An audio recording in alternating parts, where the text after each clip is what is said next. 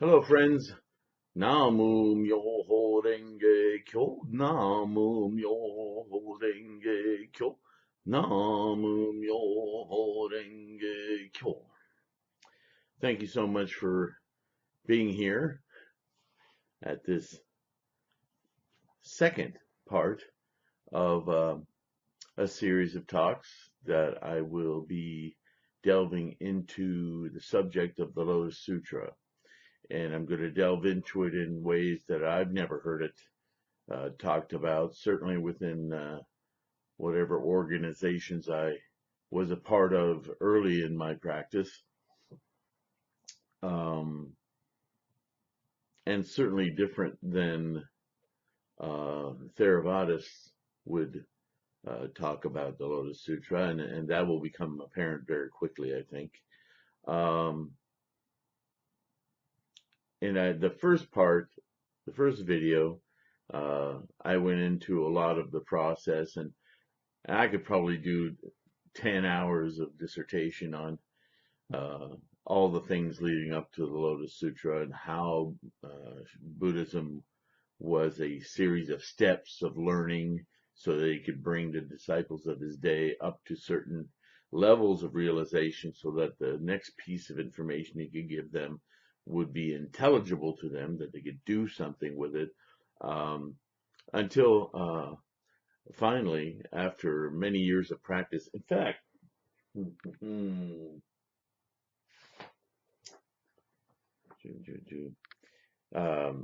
I found that there's actually differing information on this, so I will tell you what I have gleaned from all the different sources, but I encourage you to do your own study on this.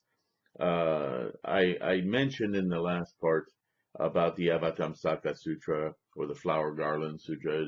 Everyone has a different interpretation of the name, where Shakyamuni, right after realizing his Buddha mind, was excited to tell all of his disciples, this is it, and this is what it's like, and this is what it looks like, and this is what it tastes like, and remember, tongue, eyes, touch, all these things. And I alluded to the fact that he only taught that for about 21 days. There are even some reports that he only taught it for 14 days. Point is, he didn't spend a lot of time on that because it became obvious that people in his day simply didn't understand that much about themselves, let alone the basic connection of mind-body and how the mind influences the body and vice versa, and so on and so forth.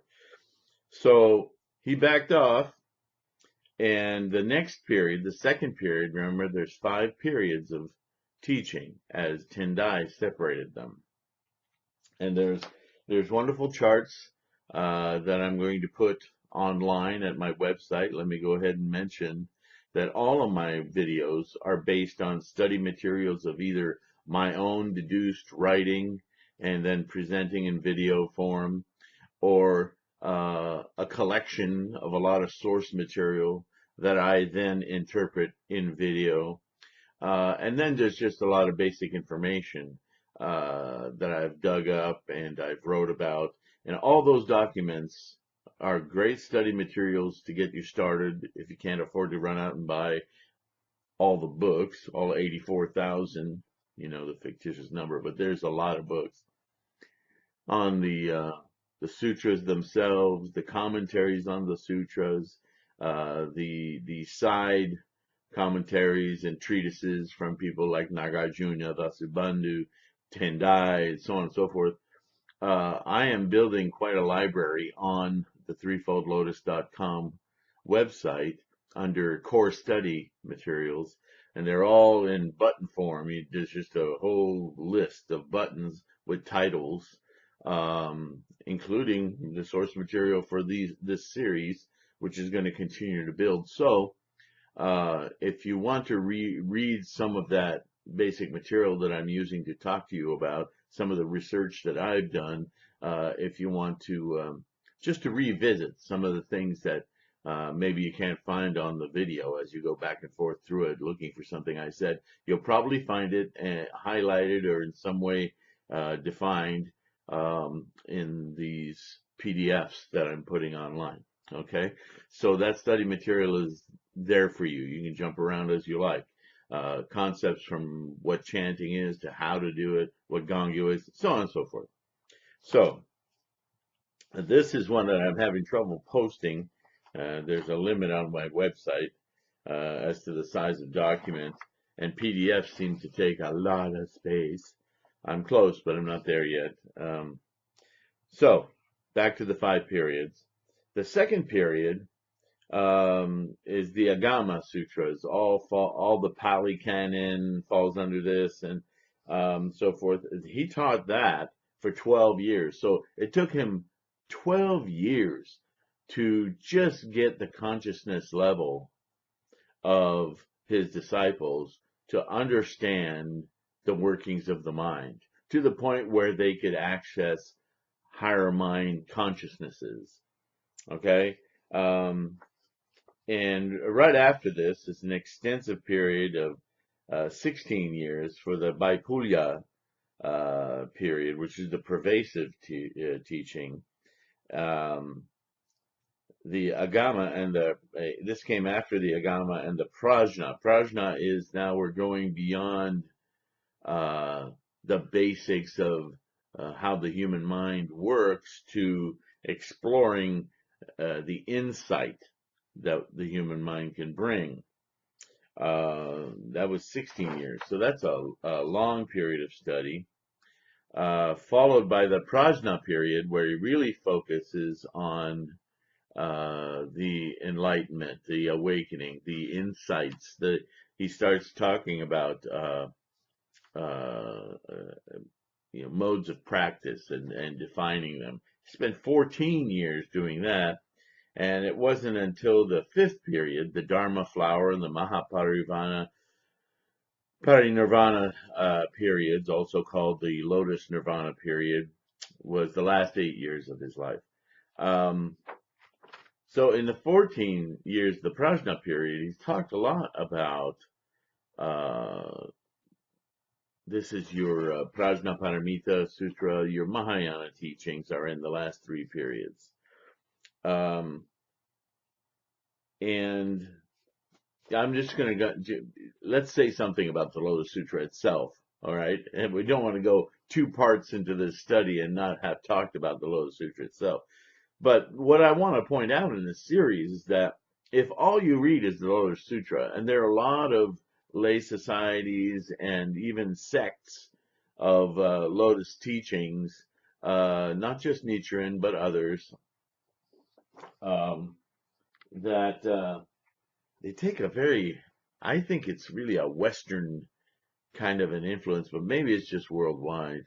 There's a lot of this proprietary, don't read what they say over there. Don't learn those sutras. Just, this is it. All you need to know is right here, and just do this.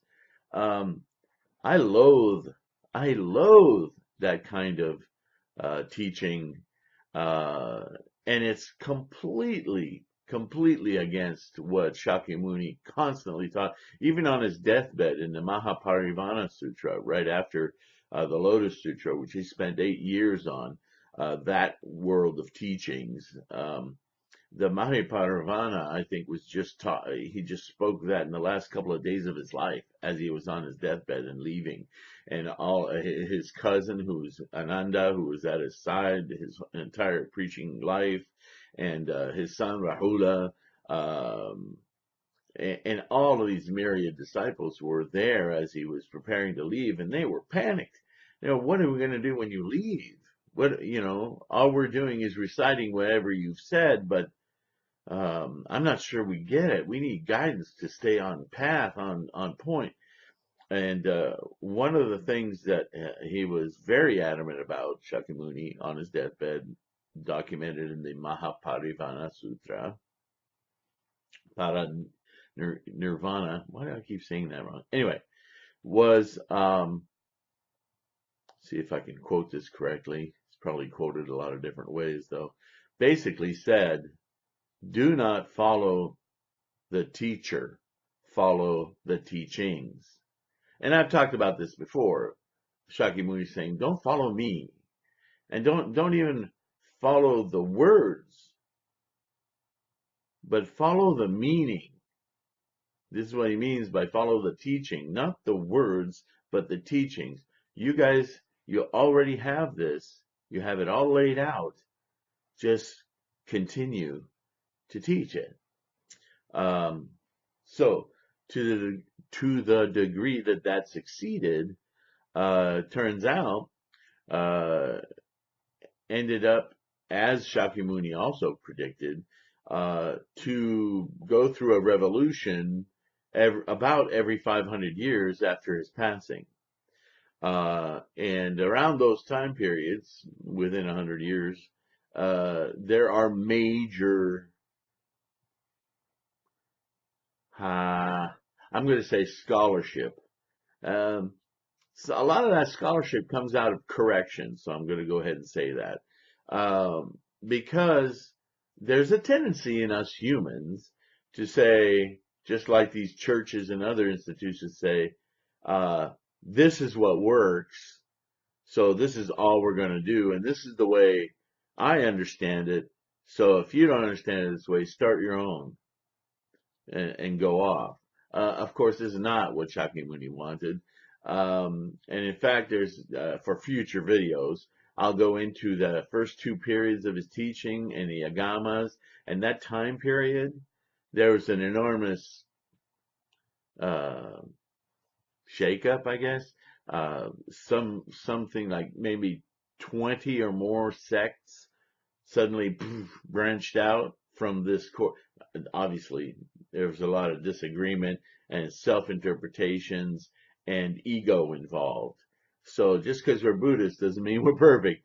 We're working to perfection, and this can take a lifetime to achieve. But certainly, the ego was involved in disciples who were learning. So anyway, that'll be a subject for other videos. In the Lotus Sutra, and this is something that really has irked me in my 30-some years of practice, is that especially in my first 10 years of practice, I had a hell of a time trying to find expository information that wasn't, first of all, sectarian and obviously polluted by ego, but just a scholarship of identifying what it is the Lotus Sutra was actually saying. And it took me about 10 years of practice until I figured out that nobody was talking about it, because if you were a true student of Buddhism and doing as Shakyamuni taught, then you would be reading all of Buddhist teachings, all of the canon, all of the commentaries, everything that had to do with Buddhism and beyond Buddhism. But the point I want to make is, when it's easy to forget this, when Shakyamuni taught each of these sutras, he was building his disciple base and their awareness and their abilities with each step. So even though in the Innumerable Meanings Sutra, which is an introduction to the Lotus Sutra, when he says, in my 42 years and so, I haven't yet revealed the truth, if you know anything about that or have read it, and he goes into great detail in the preamble and in the Lotus Sutra, saying, look, I taught all of this stuff, and because I'm saying this now, doesn't mean I've been lying to you all along. All of that was skillful means. And he has parables about the father who's a doctor and makes a medicine potion for his kids. And there are a couple of them are already so sick that they won't take it because they think it's poison. And so he leaves and he sends a messenger back and says, tell them I've died. And out of their grief, even the kids that wouldn't take the medication, oh, my father's dead, my father's gone. And they go ahead and take the medicine, because if it kills them, they don't give a darn at that point. And of course, the medicine makes them better. And in walks the father, and they're like, "Oh my goodness, you didn't die! Oh, wonderful, wonderful. Well, why did you know?" And the story is about the doctor's not a liar, the father's not a liar, but he knew what he needed to do in order to get to his son's deranged mind on the sickness to convince him to take the medicine so that he could live. So he wasn't lying. He used skillful means to induce understanding and correct behavior in his son. Okay? Even his brothers couldn't convince him. But so, so skillful means is a huge component of these 50 some odd years of teaching. He refers to it all the time in the latter periods of his teaching. Okay, he doesn't mention it in the first teaching because he wasn't thinking about that. It wasn't until he broke down other sutras to build capability and understanding. Got it? Okay. So when I once again had to realize that, I got this aha moment. The Lotus Sutra is the supreme ultimate teaching, but it assumes that you already know all the previous stuff. Ha, duh. Okay. So when he says, you know, you can discard all the previous teachings now and focus only on this one, this is the way it's translated. But you begin to understand when you study more broadly that this is not what he meant. What Shakyamuni meant was, now that you know addition, subtraction, numbers, multiplication tables, division, and algebra, and geometry, and trig, stop focusing on those and just use that knowledge for what I'm about to tell you now. And he starts talking about quantum. Well, when you're thinking about quantum, if you're still wondering how to make a fraction and multiply it with a whole number, you're in a sorry place. You're not going to get quantum. Okay? So this is basically what he's trying to do with his disciples. He's going, this is new. Stop thinking about that other stuff. It's in you. We spent 14 years studying it. You got this. Okay? So here. Now, use what you know to finally, this is it. So knowing that that's the placement of the Lotus Sutra within the larger lifetime of his teachings, I think is very, very useful. So now you probably won't have read this version of the Lotus Sutra. This version of the Lotus Sutra was written in the late 1800s by a scholar, an English scholar. And ironically, uh, he wasn't really interested in making this a book to appeal to the masses because back in the 1800s, England was still pretty much kind of an empirical state, and it was fully satisfied in its scholars who traveled the world to study things that they would bring back writings that would excite and reward the minds of the privileged, the wealthy, educated, quote unquote, class, right? They weren't unlike India in a way. They weren't caste, but the classes, they certainly still exist today. Um, and America has developed that theory of class into dollars and cents, period. There's education has nothing to do with class in America. But anyway, off topic. So I say all this because this is an earlier translation than most of the Lotus Sutra books that are commonly read today.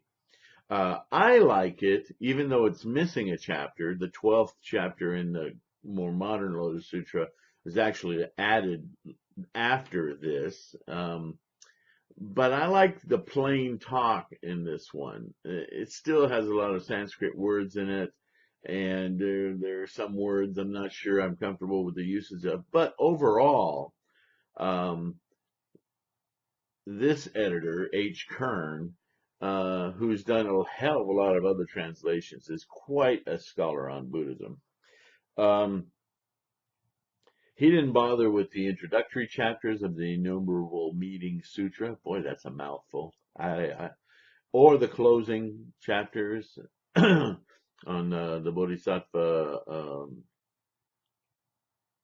merit.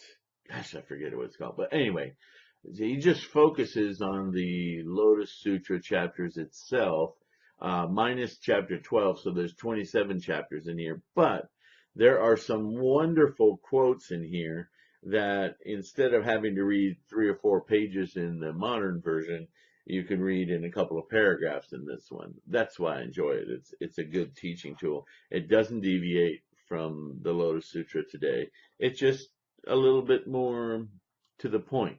He condensed it a little bit, but he doesn't miss any of the nuances. So anyway, having said all that, I want to refer to a couple of things in here, and I'm going to turn on a light so I can see better. Hopefully that won't mess up the video. Okay, yeah, adjusted okay. All right. Oh boy, you can really see a little lacking in shaving. That's what I get for living my life in the school most of the time and not getting out much. But so there's an admission. All right. Now this this is chapter 2, and if you're a Lotus Sutra Buddhist, especially a Nichiren school of some sort, you know that the practice of Gangyo is a portion of the second chapter of the Lotus Sutra and the 16th chapter, which in this one is the 15th. On the lifetime of the Tathagata, right? And the second chapter is on, guess what? Skillful means, okay? So, all of this takes place in the format of a huge meeting, as many of the sutra are. There are all these just huge components, different levels of study, disciples, and Buddhas, Bodhisattvas, Arhats, whatever, in attendance when he offers a teaching. The Lotus Sutra is basically takes place. It's called the Sermon in the Sky because for whatever dramatic effect, this particular sutra, everybody rises in the air. I think that symbolizes that this sutra, once again, is a capping and a fulfillment and culmination of all the teachings before it. So it's kind of piled on top of them. So it's in the sky. Okay, makes sense? Now, right off the bat, the Lotus Sutra doesn't mince words. And evidently, by the time Mahayana teachings were coming out, so many practicing Buddhists had for maybe 100 years in Lower Asia, South India to Sri Lanka, Burma, Korea, Vietnam, around to before it enters China, had been studying the first 2 periods of teachings, and in the third period already there was this talk of Bodhisattva practice, and they closed their minds. It's no. We got it. We got the Buddhist teachings. I don't know what you're talking about. And they were translating actual writings from Pali and Sanskrit in the 3rd century BC, in the 2nd century BC, in the 1st century BC, and on into, and like I said before, there was rising scholarship. Every now and again it came up and tried to correct some deviations. For instance, Nagarjuna really dug in around 1st century to this concept that somehow creeped into Buddhist practice of an eternal soul. totally antithetical, and it's in the Pali Canon that there's impermanence. Nothing exists in and of itself. That once it leaves this samsaric expression, this samsaric perception, it no longer is. In fact, um, Mahayana takes the next step and says, no longer is it only impermanent. In other words, it is and then it isn't. It never was. Its only existence was in your mind. It's a mental construct. That's what samsara is. It's a condition imposed upon what's truly happening, and it makes it seem, because humans and other sentient beings live in a condition of duality, self and other, yin yang. Okay? So along comes Mahayana, the evolution of the teachings, and the original students, the earlier students who learned from travelers, thousands of miles away, those early periods of teaching, when the third and fourth period started appearing to them, they thought, what is this? No way. Now you're going crazy. And they just settled in their way. All right. And eventually they incorporated some of the teachings, but they contorted the meaning a lot. So this is why Mahayana school Buddhists and scholars tend to use a tone of discipline on these early practitioners, because they've stopped listening. And their stopping of listening created such a schism. This is when the splintering into 20 sects happened very early on. And some of them took the teachings of Buddha to be very nihilistic. Because they were learning that what they thought existed didn't exist. So they were scurrying to kind of destroy their perception of anything really existing. And they became nihilistic because it became a religion for them of nothingness, and then, they latched onto the term emptiness, right? But it's not empty in a samsaric sense. It's not empty as in full or empty. It's empty of a nature of its own self. You can't quantify it. You can't count it. You can't measure it. You can't even think it, because all of those things, measuring, thinking, blah, blah, blah, those are samsaric duality tools that want to make discrete things out of everything. That's our samsaric problem. We need to see beyond that in order to capture the truth of how everything works, how phenomena are generated in the mind, but not in actuality. And they have a provisional existence for us that we wrap all our desires and emotions around. And so by destroying that perception, we can quell those desires and attachments, because there's nothing there to attach to. And we're left with the emptiness of everything in terms of desire and attachment. And we're free then to see them as temporary things that have no own nature. They don't persist because they never really were born. They were just conjured in the mind.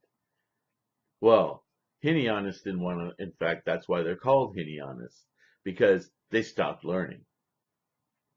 Sorry, Theravadas out there, you might be really upset with my saying so, but this is exactly, and now listen to some quotes, it's all over, from the Lankavatara to the Virmalakirti to the diamond, the heart, and I'm going to read to you a little bit out of the Prajnaparamita in 32 chapters today, because, oh my goodness, you must read this book if you want to really understand the Lotus Sutra.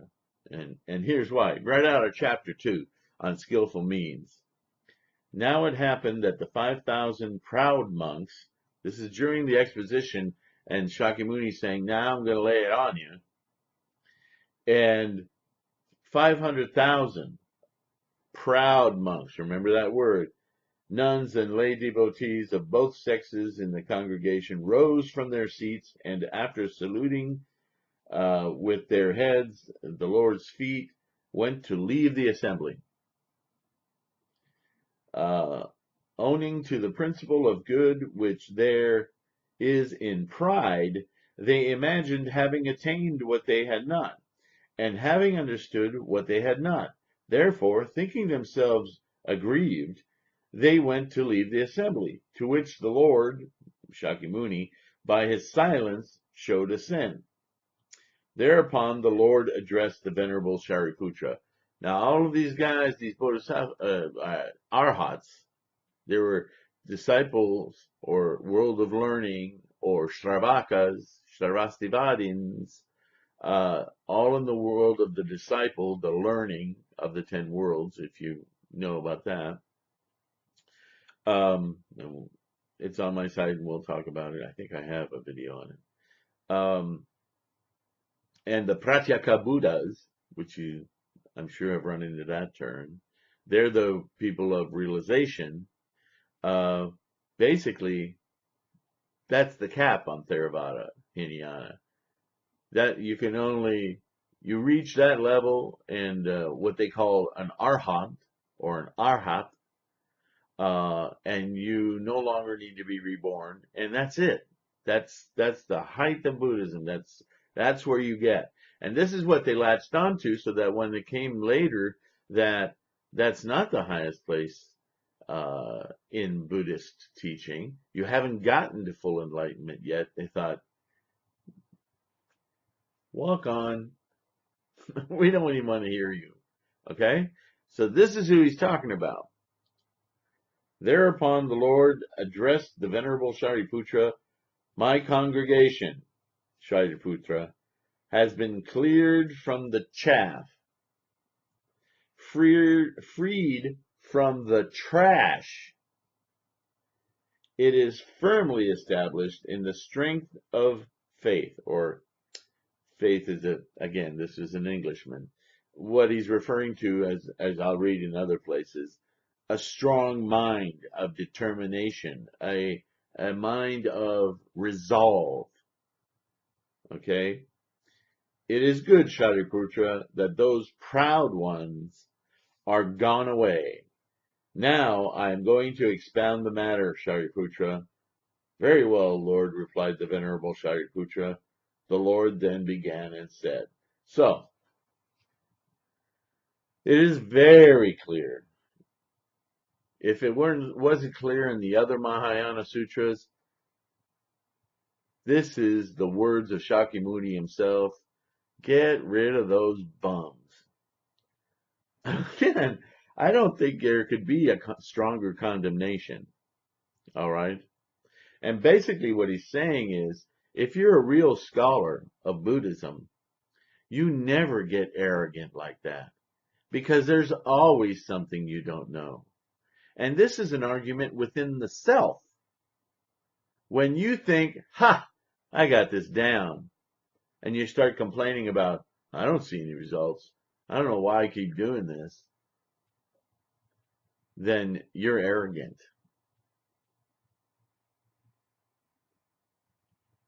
Because your attitude must be, as you are a disciple of Buddhism and Buddhist teachings, that there is always another avenue for you to learn, to gain tools, to gain insight, prajna, into how you're going to reach your Buddha nature. This isn't a singular goal, as in the Vimalakirti.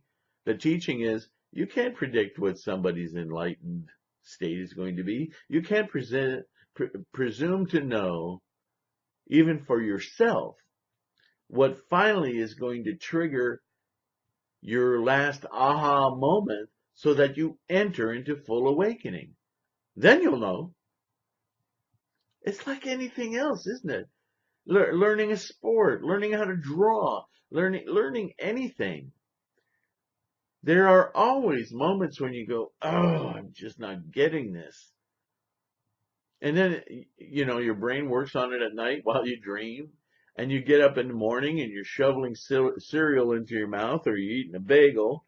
And suddenly this thought enters your head and you go, ding, whoa, I get it. And it may disappear just as fast, but knowing that you got it, even for a moment, inspires you. It strengthens your resolve. Okay?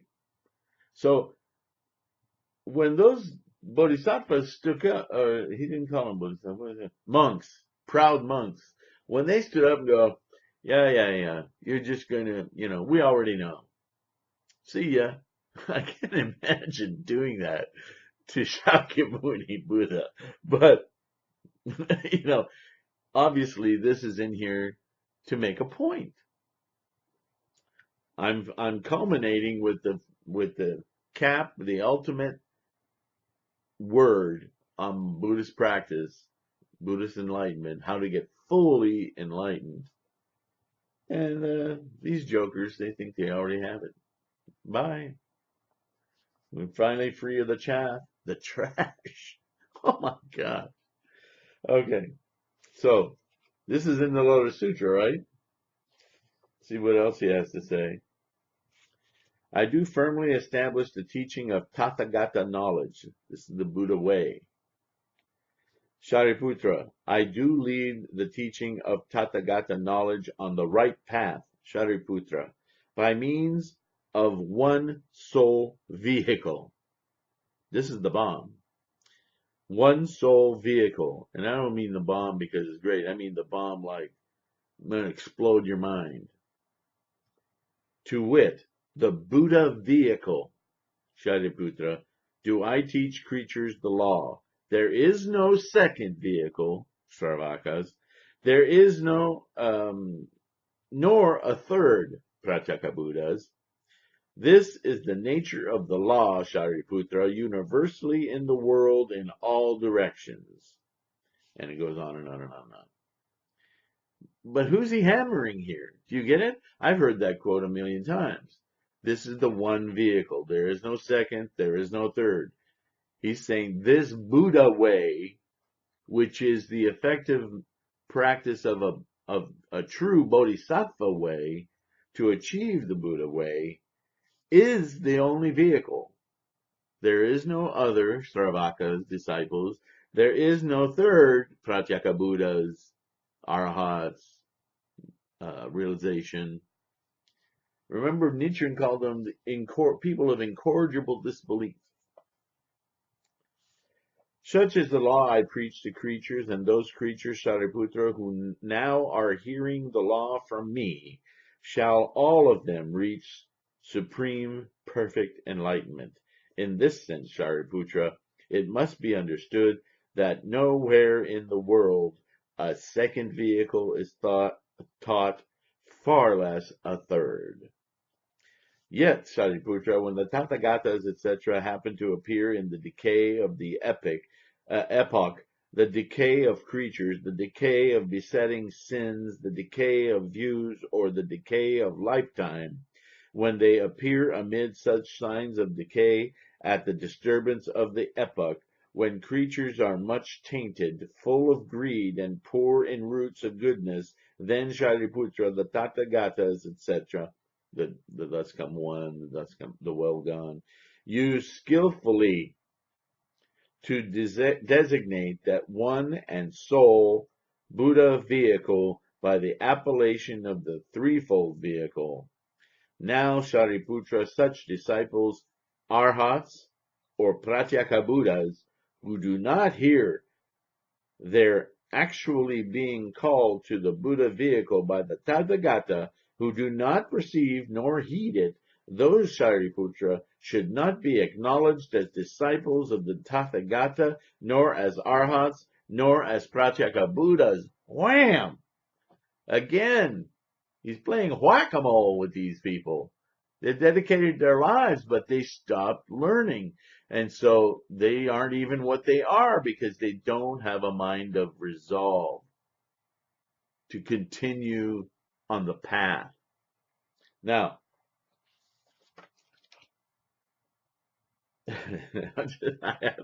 I really want to make this point. Again, Shariputra, if there be some monk or nun pretending to arhatship without an earnest vow to reach supreme perfect enlightenment and saying, I am standing too high for the Buddha vehicle, I'm in my last appearance in the body before complete nirvana, then, Shariputra, consider such a one to be conceited. Anyway,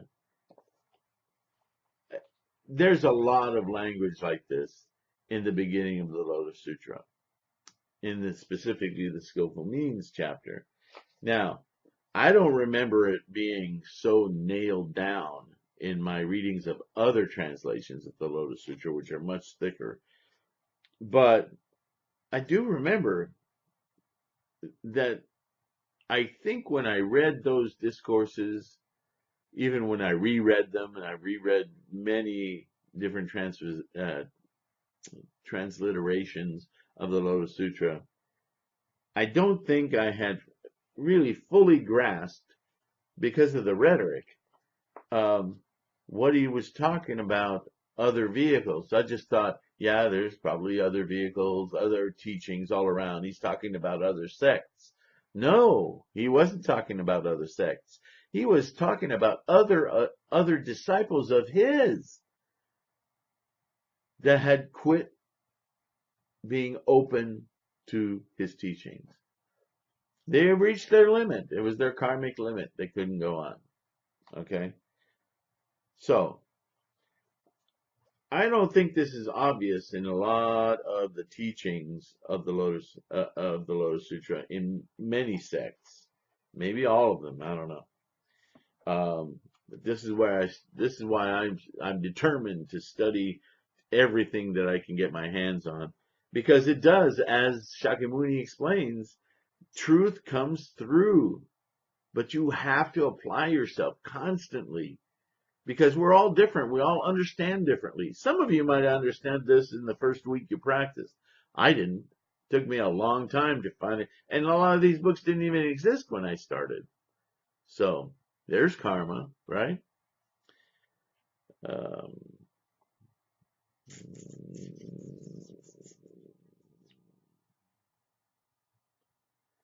Yeah. This is in the lifetime of the Tathagata. You all know that chapter, right? This is where Shakyamuni tells all of his disciples, hey, you all treat me with great honor. You call me Shakyamuni, which means I'm of the Shakya clan, and Muni means great saint. And I'm a saint because I have full realization of Buddhahood.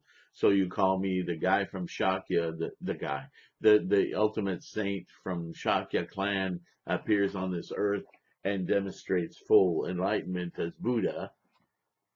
And so your understanding all this time is me as a teacher in your world in physical form.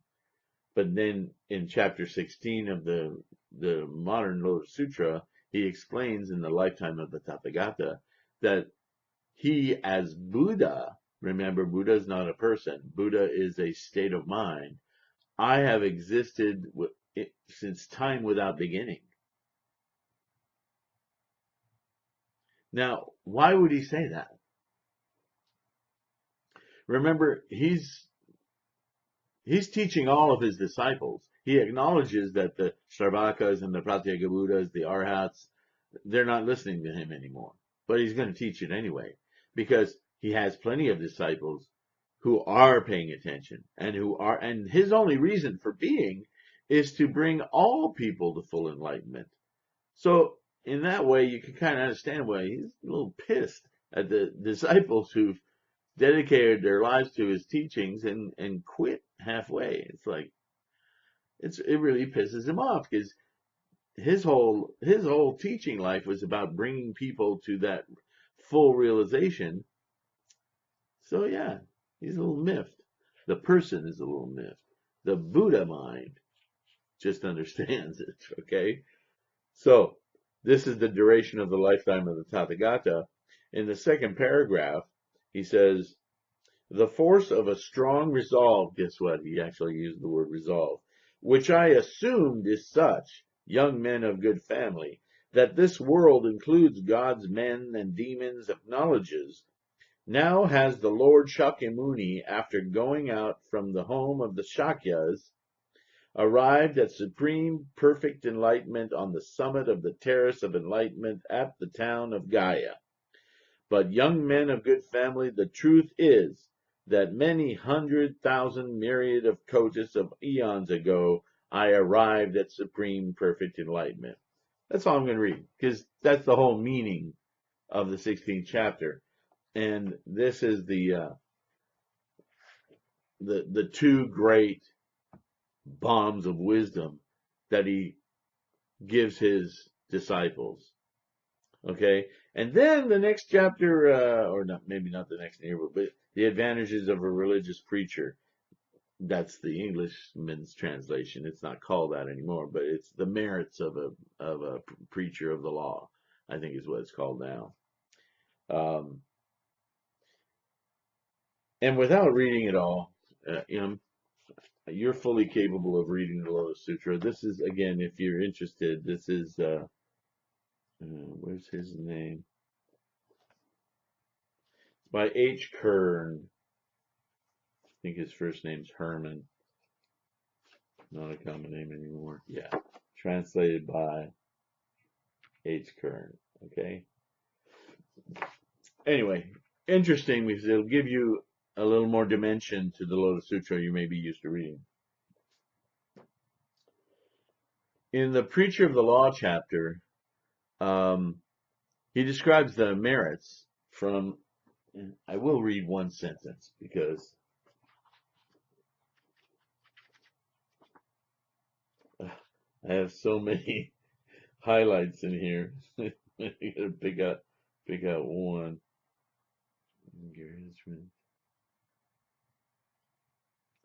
This, I remember when I first read this, probably on my third reading of the Lotus Sutra. Sometimes you force yourself to reread something and you see things you never thought were there before. But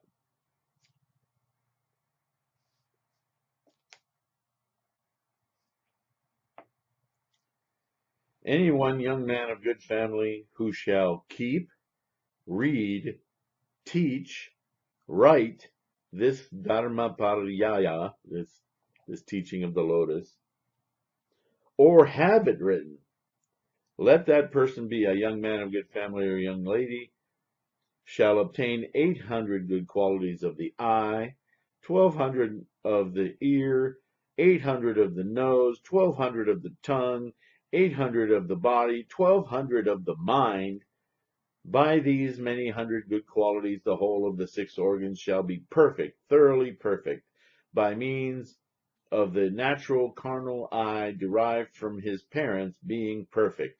He shall see the whole triple universe outwardly and inwardly with its mountains and woody thickets down to the great hell of Avicii and up to the extremities of existence. All that he shall see with his natural eye as well as the creatures to be found in it, and he shall know the fruits of their work. And on that occasion he goes into the stanzas, the rhythmic prose. Why did I read that? Who's he talking to when he says that? And this is the point of these tapes, which I'm going to stop part 2 here in a second.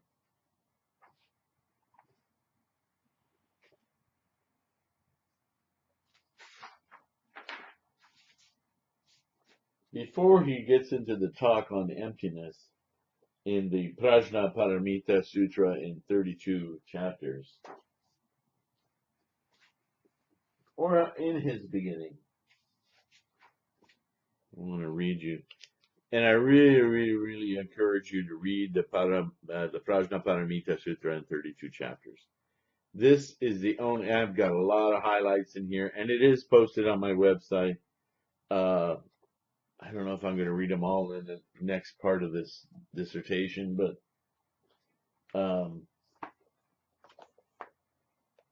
Unfathomable Stations in chapter 18 on emptiness. Lord Shakyamuni says, so it is, Subhuti, irreversible bodhisattvas come to reveal to self and others pure, undifferentiated cognition as non-produced, innate, and simply beyond any conceptual fixations as self and others, the duality, and still just beyond any notion born of these skandhas. Suchness comes to be realized as its truth of centerlessness, boundarylessness, beginning and thus endlessness, and to which Sravaka disciples and Pratyeka Buddhas have yet no claim.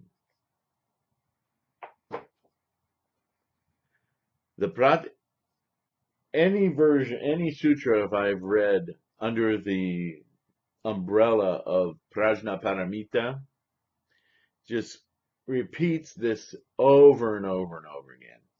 But what's interesting is in this book are incredibly elaborate definitions of what it is to be a fully developed bodhisattva.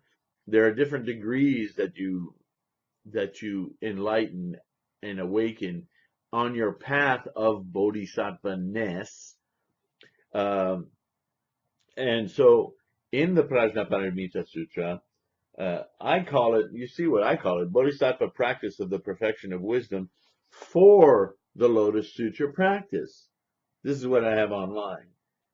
This is just an excerpt of a few chapters that I have not found this information anywhere else. If you look in the Pali Canon and early, what you get as a definition of a monk or a disciple are tremendous amount of rules, asceticism, and so forth, because it was early teaching, because he was trying to get his disciples to develop a greater understanding of the relationship of creation of this samsaric reality in the mind and how it affects the body and vice versa. So all those definitions, you got to understand, they're learning the alphabet, learning numbers, they're mathematics. But when you get to the Lotus Sutra, he's talking directly to these bodhisattvas. And I've always, when I first started practicing, I always thought, okay, so bodhisattvas just being a good person and helping other people learn Buddhism. For the longest time, that was my entire definition. But I always wondered, there's got to be more. And every time I looked it up, Google will send me to the 250 precepts. And oh man, 70 precepts here, 50 there, 100 or 400. All of it was old canon teaching. It wasn't about the Lotus Sutra. It wasn't about the one vehicle.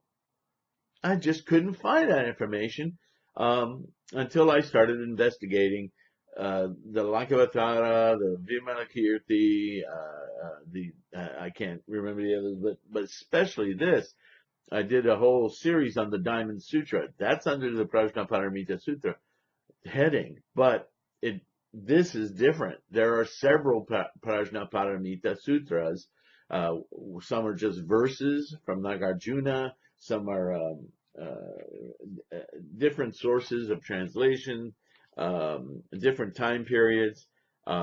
This one specifically, Prajnaparamita Sutra in 32 chapters, is what it's called.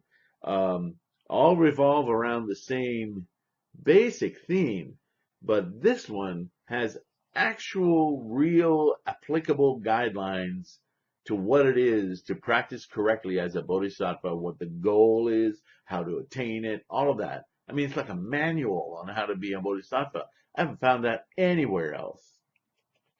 And this is his teaching. So I don't know what kept me from finding it for so long, but I was investigating other aspects and so forth. after reading this, I'm absolutely convinced now of the rightful place of the Lotus Sutra being the paramount teaching, the ultimate, the encapsulating teaching of Buddhism and Buddha. Because the assumption that you know everything that's in the Prajnaparamita Sutra in 32 chapters is implicit everywhere in the Lotus Sutra. It just doesn't go about repeating it much. Although the merit chapter is a direct link, the merit from practicing that way, but it doesn't tell you what that way is. It just says, remember, these are the merits of practicing this one vehicle. What is the one vehicle? It's the ultimate practice of a bodhisattva seeking the Buddha way, the Buddha vehicle, the Buddha mind. Completely focused on that. And that mind exists for the purpose of liberating all sentient beings. You see, this is important. This is the huge difference between a bodhisattva's practice to achieve full awakening and an arhat or hinayana or theravada practitioner who seeks enlightenment only for themselves. Huge, huge difference. It's like try to play a sport just for yourself. Try to play football or basketball that way. How long is it going to take before the other team members come and beat your butt up? Because you got to be a team, right?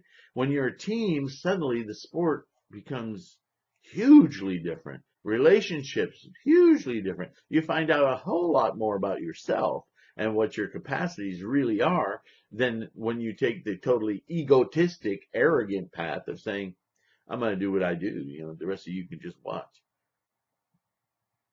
You're not playing the sport even, right? So it's that kind of a difference. I mean, I'm not trying to minimize it. I'm just trying to give a real world samsaric example. Anyway, we're almost at an hour, so I'm going to call it quits. Thank you so much for listening. We're really going to get into what a bodhisattva is and how it relates to the Lotus Sutra. And I look forward to blabbing some more and hope you get something out of this. Please go to the website, download some documents or read them online, and follow along with me, okay? Take care. Namu Myoho Renge Kyo, Namu Myoho Renge Kyo, Namu Myoho Renge Kyo. And as usual, now I hunt for the stop button and have a great, great day.